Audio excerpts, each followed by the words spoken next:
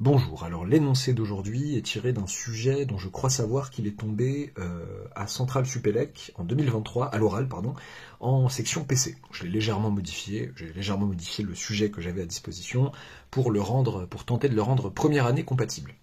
Je vais rajouter une indication, voilà, à la fin de la lecture du sujet, je vais rajouter une petite indication qui concerne les premières années pour que ce soit complètement première année compatible. J'ai hésité à en faire un Où est l'arnaque ? CF la playlist dédiée, je vais pas réexpliquer ici, mais je me suis dit que j'assumerais pas, qu'il y a des moments de douille. Je parlerai dans la correction des éventuels moments où il y a des douilles potentielles, mais elles me semblent pas assez maquillables pour en faire un Où est l'arnaque classique, voilà. Donc j'en fais un exo normal. Soit n appartenant à n étoile, et soit grand A appartenant à Mn2R, une matrice nilpotente. Donc je m'apprête à expliquer ça. En première année, toutes les filières ne voient pas forcément, enfin quand je dis toutes, la plupart des filières de prépa ne voient pas forcément ça. Nilpotente, enfin la définition en tant que telle, une matrice est dite nilpotente lorsque, enfin A est dite nilpotente ici, ça veut dire que il existe un P appartenant à n étoile, tel que A puissance P égale la matrice nulle. Il y a une certaine puissance de A qui est nulle. C'est équivalent à dire que A puissance n est nul. Donc quand j'élève A à la puissance la taille, donc Mn2R c'est les matrices carrées de taille n, à coefficient réel, quand j'élève A à la puissance n, ça me fait la matrice nulle. Son indice de nilpotence, le premier rentier naturel non nul à partir duquel la puissance devient nulle, eh bien cet indice-là est inférieur ou égal à n. Je mettrai peut-être, c'est une preuve trouvable facilement sur internet, je mettrai potentiellement un lien en description, je crois l'avoir fait au moins une fois sur mon site internet, hein, voilà. Une preuve qui s'appuie sur le polynôme minimal et autrement que sur le polynôme minimal, sur le polynôme caractéristique. C'est plutôt pour les deuxièmes années là, voilà, pour les filières qui n'ont pas le polynôme caractéristique. Ok, donc une matrice nilpotente, pardon, soit lambda appartenant à petit 1, soit lambda appartenant à spectre de A. Ok, là je m'apprête tout de suite à dire ce que c'est pour les premières années, parce que a priori vous n'êtes pas tenu de faire de la réduction, ou vous en parlez brièvement. Spectre de A, alors, pour les deuxièmes années, là je parle du spectre réel, mais ça ne changerait pas grand-chose de parler du spectre complexe. Spectre de A, c'est l'ensemble ici des lambda appartenant à R, tel que il existe un X appartenant à Mn1 de R, donc une matrice colonne non nulle, privée de 0, du coup privée de la matrice colonne nulle, donc Mn1 de R privée de la matrice colonne nulle, tel que AX égale lambda X. Le spectre de A, c'est tout simplement l'ensemble des valeurs propres de A, c'est l'ensemble des réels lambda, pour lesquels il existe un X, matrice colonne non nulle, tel que AX égale lambda X. Voilà. Soit lambda appartenant à cet ensemble, on me demande de montrer que lambda est nul. Lambda égale le réel 0, quoi. Petit 2, on suppose que A commute avec sa transposée. Voilà, je me suis fait violence pour cette notation qui est apparemment celle qui supplante celle que j'aimais bien, qui était transposée de A. Bon, les deux, enfin, il faut que vous soyez à l'aise avec les deux, hein. Ça dépend des sujets, je pense encore. On est encore dans une phase de transition, même si cette notation devient majoritaire. Donc A commute avec sa transposée, on me demande de montrer que A est la matrice nulle, la matrice carrée nulle que je noterai ON ici. Ok. C'est parti, si vous êtes en deuxième année, donnez-vous, je sais pas moi, 20 minutes de réflexion et de recherche avant de regarder la correction. Si vous êtes en première année, attendez un instant, je vais vous donner une indication qui me semble nécessaire, que vous ne connaissez pas, indication, résultat que vous ne connaissez pas qui servira, je dis pas si c'est pour la 1 ou la 2, indication, toute matrice symétrique réelle et diagonalisable. Donc symétrique à coefficient réel. Et, qu'est-ce qu'il a, ce petit crayon, est diagonalisable. Diagonalisable, sous-entendu, sur R. Ok, donc, pour tout A, pour tout B appartenant à Sn de R, parce que je noterai Sn de R, c'est l'ensemble des matrices symétriques réelles de taille n, carré de taille n, eh bien, il existe P, une matrice inversible, D, une matrice diagonale, je n'ai pas défini dn de R, mais là ce que je noterai dn de R c'est matrice diagonale, parfois dans certains sujets c'est les matrices diagonalisables, donc faire attention, là ici je le dis à l'oral, les matrices diagonales, telles que B égale P T P-1. Ça va être diagonalisable, je rappelle ce que c'est qu'être diagonalisable au cas où. Voilà. Donc voilà, toute matrice symétrique réelle est diagonalisable, pour la deuxième année c'est peut-être une grosse indication, donc c'est ce qu'on appelle, ce que vous verrez en deuxième année, pour la plupart, sous ce nom de théorème spectral, avec des conditions sur P, etc., qu'on peut rajouter. Voilà, on a juste besoin de ça. Ok. Est-ce qu'on peut vraiment commencer la correction? Et pour les premières années, avec cette indication, donnez-vous environ 25 minutes de réflexion et de recherche avant de regarder la correction. Et enfin, c'est parti, correction. Alors, soit lambda appartenant à spectre de A, on me demande de montrer que lambda est nul. Autrement dit, là on ne demande pas précisément de montrer que le spectre de A égale le singleton vecteur nul, mais qu'il est pas vecteur nul, pas du tout, le singleton 0, le réel. On ne demande pas spécifiquement de montrer ça, on demande de montrer que le spectre de A est inclus dans le singleton 0. Pour l'autre sens, il faudrait prouver que 0 est vraiment valeur propre. On peut le prouver, mais c'est pas le but de la démarche ici. Je veux juste montrer que tout élément de spectre de A est forcément égal à 0. Donc le spectre de A est inclus dans le singleton 0. C'est parti. Alors qu'est-ce que je fais? Soit lambda appartenant au spectre de A, on l'a déjà posé. Donc il existe, on sait, par la définition du spectre de A, qu'il existe un X appartenant à Mn1 de R, privé de la matrice colonne nulle, telle que AX égale lambda X. Bon, fort bien. Bon, comment je prouve que lambda est nul, quoi? Bon, moi je sais que on a dit ici, on a dit qu'il existait un P appartenant à n étoile tel que A puissance P est égal à 0. On a aussi dit A puissance N égale 0. Bon, je vais vous servir de l'un ou de l'autre. Mais là, je vois pas A puissance N, je vois A. Bon. J'ai donné cet exemple en colle. On m'a proposé des multiplications par A puissance N moins 1. Pourquoi pas? Bon, ça ferait du A puissance N X égale lambda A puissance N moins 1 X. Encore faudrait-il... Et après, A puissance Nx, ça ferait le 0, la matrice colonne nulle, puisque A puissance N est la matrice carré nulle. Après, bon, bah, le problème, c'est que... il faudrait encore expliquer que que A puissance N moins 1 fois X n'est pas nul. Enfin, voir pourquoi ça le serait pas, est-ce que ça peut ne pas l'être, etc. Bon, on se complique la vie. Ce qu'on peut essayer plutôt, c'est de dire, attends, au lieu d'arriver à A puissance N comme ça, on peut essayer de dire, attends, multiplions tranquillement par A des deux côtés. A carré X, du coup, par A à gauche des deux côtés. A carré X, c'est A fois lambda X. Bon, le lambda, c'est un scalaire, je peux le sortir. Lambda AX. Oui, mais sauf que AX, c'est lambda X. Donc j'ai lambda, pardon, j'ai pris un peu d'avance, lambda fois lambda X, ça nous fait donc lambda carré X. Ok. A cube X. Ça fait quoi A cube X? Ça fait A fois A carré X. A carré X, on a dit que c'était lambda carré X. Donc ça fait A fois lambda carré X. Bon, lambda carré fois AX. AX, ça fait lambda X. Ça fait lambda cube X. Ah. Bon. Montrons, voilà. Ça c'est pour avoir l'idée, montrons par récurrence que pour tout P appartenant à n étoiles, A puissance P X égale lambda puissance P fois X. Bon, c'est aussi vrai pour P égale 0, mais bon, ça ne sert pas ici. A puissance 0, c'est identité IN par convention. INX, ça fait X, et de l'autre côté, ça fait lambda puissance 0, qui est 1, donc fois X. Donc X. Ok, initialisation pour P égale 1. Bon, pour P égale 1, c'est fait. A puissance X, n'importe quoi. A puissance 1 fois X, je veux dire AX, du coup, c'est égal à lambda X. Donc, d'où l'initialisation. Je vais faire du zèle égale lambda puissance 1X. Ok. Hérédité. Supposons, je vais mettre ça, supposons que pour un certain P appartenant à une étoile, franchement, j'aurais pu me permettre une récurrence immédiate. Bon, pour une fois, je la pose, mais bon. P appartenant à une étoile, A puissance Px égale lambda puissance Px. Mais montrons que A puissance P plus 1 fois X égale lambda puissance P plus 1 fois X. Bon, c'est ce que je n'écris pas. Donc, A puissance P plus 1 X, qu'est-ce que c'est? C'est A fois A puissance P X, c'est ce que j'ai fait un peu là-haut. Ça fait donc A fois lambda puissance P fois X, donc... Bon, je fais du zèle, lambda puissance P fois AX, AX c'est lambda X par hypothèse, ça fait donc lambda P fois lambda fois X, ça fait lambda puissance P plus 1 fois X. Ok, bon, conclusion, pour tout P appartenant à n étoile, A puissance P égale lambda puissance P X. Et en particulier,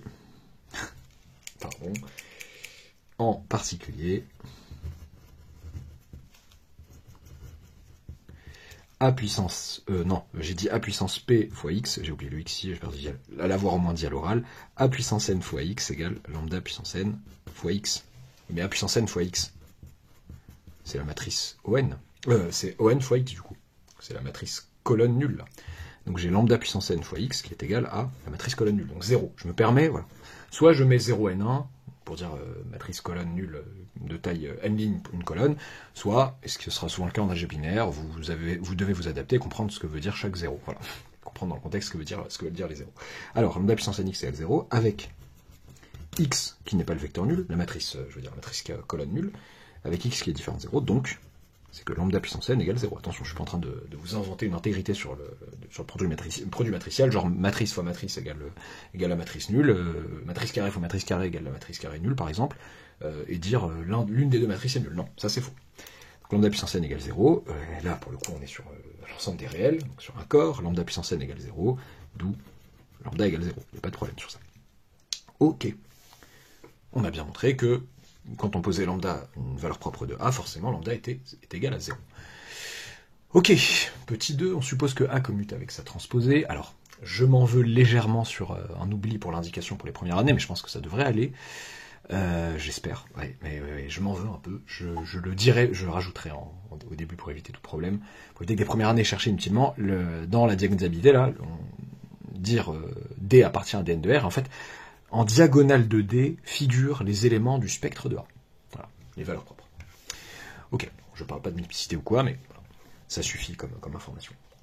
Ok, d'où lambda égale 0. Petit 2, on suppose que A commute avec sa transposée, on demande de montrer que A est la matrice carrée nulle. Donc A, c'est toujours une matrice nilpotente. Ok, bon. Et l'indication qui m'est donnée, c'est toute matrice symétrique réelle et diagonalisable. J'aimerais bien avoir une matrice symétrique réelle. Mais personne me dit que c'est A. Première douille que j'aurais pu essayer, bon, je l'ai trouvé un peu légère, c'est que A commute avec A transposé, c'est-à-dire que A fois AT égale AT fois A, donc A est symétrique. Non, je vois pas pourquoi, j'aurais eu du mal, j'aurais bafouillé peut-être un peu à l'oral. On a essayé de me le faire en colle, enfin, on me l'a fait inconsciemment, mais là, moi, j'aurais eu du mal à le poser comme ça, à le maquiller, ou alors j'ai perdu ma fibre de gros arnaqueur, je m'y remettrai, promis, pendant les vacances.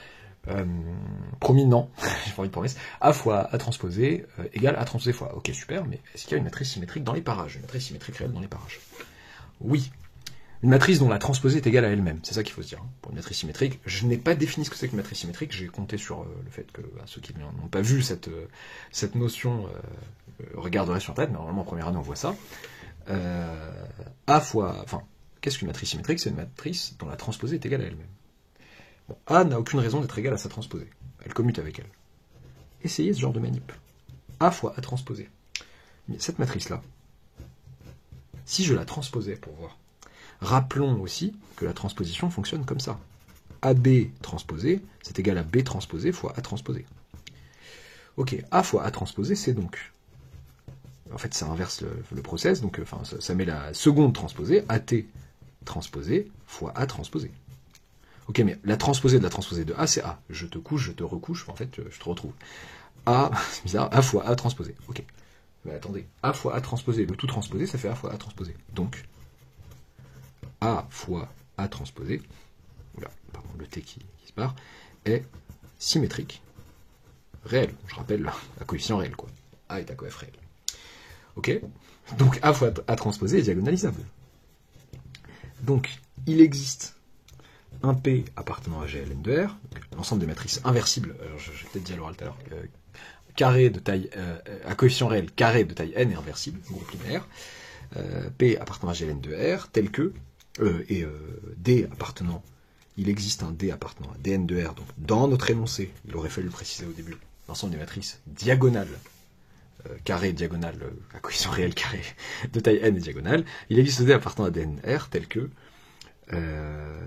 A fois A transposé est égal à P D P-1. D contient en diagonale les éléments de spectre, les valeurs propres de A fois A transposé. Ok, sauf que je n'ai aucune information sur les valeurs propres de A fois A transposé. J'ai une information sur les valeurs propres d'une matrice nilpotente. Ce serait bien que A fois A transposé soit nilpotente. Alors, donc, on va essayer d'expliquer ça. On va dire, bah, écoutez, nilpotente, est-ce que... Bon, A fois A transposé, c'est toujours une matrice carrée de taille n. A fois A transposé, si je l'élevais à la puissance n. Qu'est-ce que ça nous fait? J'ai envie d'écrire A puissance n fois A transposé puissance n. Et oui, j'ai le droit, car j'ai pas toujours le droit. J'ai pas toujours le droit, est-ce que j'insérerai un de mes mèmes préférés à ce moment-là, on verra.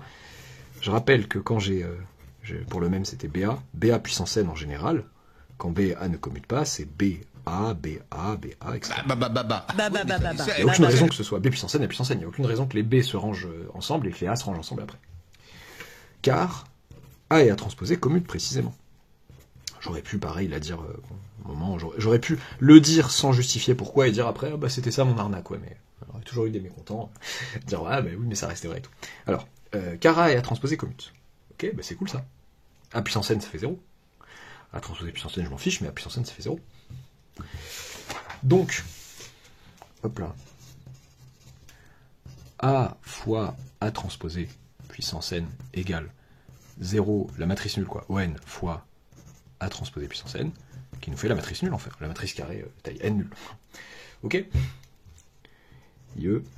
A fois A transposé est nilpotente. Mais attendez. Là, ça nécessite, bon, j'ai pas vu que c'était un peu flou, ça nécessite un petit peu mini astuce, entre guillemets, de se dire, bon, l'énoncé aurait pu être posé autrement, avec question 1, on prend une matrice nilpotente quelconque.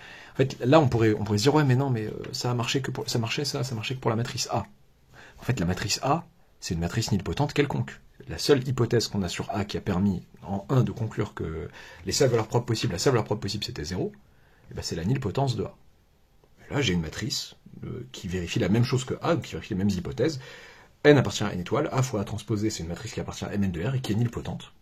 Donc tout élément du spectre de A fois A transposé est nul, en fait. J'ai tout à fait le droit de dire, d'après 1, et là, c'est là que je vais détailler en disant, d'après 1, qui est valable, j'écris très mal là, qu'est-ce qui me prend, qui est valable pour toute matrice nilpotente de Mn de R, eh bien, le spectre de A fois A transposé est inclus dans le singleton 0. Et là, en l'occurrence, je sais qu'elle a des valeurs propres, elle est diagonalisable, et sur sa diagonale, il y a ses valeurs propres. Donc, ici, donc, égale, égale le singleton 0. Donc, qui est D? La matrice diagonale qui figure, donc on a dit que A fois A transposé, c'était PD, P-1, une certaine P, inversible, fois D, fois P-1. Bah D, c'est la matrice nulle. C'est une matrice diagonale dont toute la diagonale est nulle. D'où A fois A transposé égale la matrice nulle. Intéressant. Et là, pareil, je commence à avoir des regrets sur le fait de ne pas en avoir fait un Well-Arnac. Là, j'aurais pu dire, bon, bah A est nul, ou A est nul, ou A transposé est nul. Par l'un ou l'autre, donc une sorte d'intégrité bizarre, etc. Mais sauf que si je douillais sur l'intégrité ici et que j'avais pas douillé sur l'intégrité au début là avec lambda puissance n et tout, ça aurait paru très très suspect, je pense. Bon, après je sais pas, on verra une autre fois. A fois A transposé égale 0 ON, ça veut surtout pas dire que l'une des deux serait forcément la matrice nulle. Parce que si c'était le cas, on aurait été content, on aurait dit bah soit A est la matrice nulle et on a fini, soit A transposé la matrice nulle, donc par transposition A est la transposée de la matrice nulle qui est aussi la matrice nulle et on a fini. Non, on ne peut pas dire ça. Là, les deuxièmes années ont peut-être en tête, donc ça aurait été plus sympa pour eux d'avoir A transposé fois A. Ils ont un produit scalaire usuel sur le produit scalaire canonique sur Mn de R, qui est le produit scalaire entre A et B, qui est trace de transposé de A fois B. En fait, quand j'ai une matrice, donc du coup, comme c'est un produit scalaire, il y a le côté défini positive, forme linéaire symétrique définie positive, qui fait que le produit scalaire de A avec elle-même est égal à 0, implique A est nul. La trace de ce truc, ça fait 0, le réel 0. Là, je parle un peu aux deuxième année. Et donc du coup, ça veut forcément dire que A est la matrice nulle. Ok. Comment parler aux premières années, qui ne savent pas forcément ça? Bon, arrivé là, et moi j'ai envie de prouver que la matrice A est nulle, c'est là que je me dis, peut-être que mon allié, c'est le produit matriciel. C'est la formule du produit matriciel que vous aimez pas, qui est géniale. Je vais noter, donc on notera MIJ, le coef de M, en IM ligne. J'aime cette notation. IM ligne, JM colonne. J'aime bien pour éviter d'avoir un nom à donner un nom à A fois A transposé. Pour tout IJ appartenant, allez, arrête d'être flou, appartenant à un N. Non, c'est pas flou, c'est juste le crayon qui écrit mal. Appartenant à un N, A fois A transposé, donc le coefficient I, ligne I colonne J de A fois A transposé, c'est la fameuse formule, somme pour K allant de 1 à N, d A, I, K, B, donc la B ici c'est AT, la BAT. Je suis sûr que c'était pas voulu, mais quel embon me poursuive où que j'aille. Alors, la BAT, voilà, c'est bon. AIK, AT, KJ. Donc, AIK, BKJ. Et donc, somme pour K allant de 1 à N, D, A, IK, et donc le coefficient à la km ligne JM colonne de la transposée de A, c'est le même que le coefficient à la JM ligne KM colonne de AT. Le coefficient à la km ligne JM colonne de AT, c'est le coefficient à la JM ligne KM colonne de A. Voilà. Parce qu'en transposant, les lignes et les colonnes, on inverse les lignes et les colonnes. Enfin, ce que je veux dire, c'est que les lignes deviennent les colonnes deviennent les lignes. Ou dit autrement, vous avez une symétrie par rapport à la diagonale qui fait que vous obtenez ça. Ok, bon, alors, je vois pas le problème. Je vois pas ce qu'on peut tirer de ça. Nous savons que cette matrice-là, c'est la matrice nulle. Donc ça, c'est toujours égal à 0. Au réel 0, du coup. Bon, qu'est-ce que je peux faire avec ça? Une somme avec des produits comme ça, des AIK, AJK. C'est là qu'on se dit, mais attends. En particulier, si c'est vrai pour tout I et J entre 1 et N, si je prends I égale J, ça doit rester vrai. Pour tout I appartenant à 1 N, qu'est-ce que j'obtiens? J'obtiens que la somme pour K allant de 1 à N des AIK au carré, puisque ça fait AIK, AIK, est égal à 0. Et ça, qu'est-ce que c'est, les AIK au carré? Ce sont des réels positifs. On est avec une matrice à coef réel. En complexe, ça aurait été un peu plus tordu. Des réels positifs, une somme de réels positifs qui est nulle. Tous les termes de la somme sont nuls. Pour tout K appartenant à N, les AIK carrés sont nuls, en fait. Et donc les AIK aussi. AIK égale 0. Pour tout I, pour tout K appartenant à N, j'ai que AIK égale 0. Qu'est-ce que j'ai prouvé? J'ai prouvé que la matrice A était nulle. A égale la matrice nulle. On a reprouvé le caractère défini positif, défini du produit scalaire, de ce fameux produit, de cette chose que les deuxième année ou les premières années en fin de première année voient comme un produit scalaire. Ok, je sais plus ce qu'il fallait, c'est ça qu'il fallait montrer, non? C'est parce que blablabla, montrer que la matrice nulle, c'est fait. Là c'est cool. Qu'est-ce que j'avais à dire de plus? J'ai l'impression que j'avais une remarque marrante à faire. Et tant pis pour vous, si je la vois pas tout de suite. Non, je crois pas, je crois que c'était bon. Non, oui, voilà, c'était relativement astucieux de penser à...